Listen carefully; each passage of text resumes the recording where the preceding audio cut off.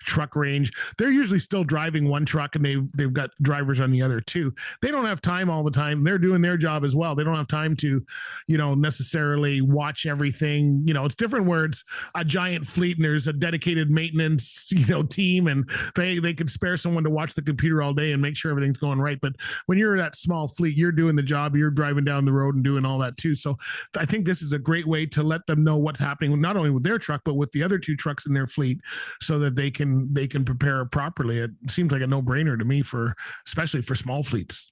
Oh, 100%. I mean, and that's where we seem to be getting some real good movement here is on the smaller fleets because, one of the things that people don't really think about is that let's say that, you do have the fault light comes on, you go to a shop and you're on the road, like you said, let's say you're in Atlanta somewhere and the parts aren't available. So what happens? Okay, you're sitting there waiting for the parts to come in.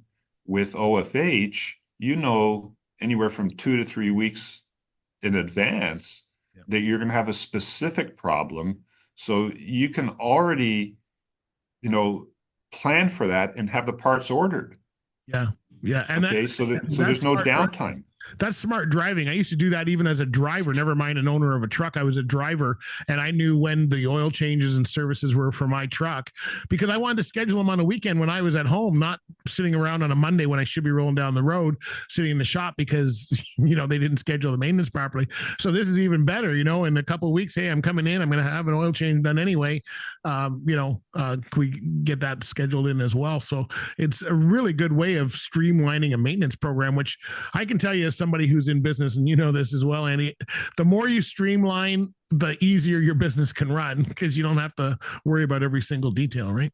Absolutely. And with maintenance costs, the shop costs, we want to protect the users of the OFH system.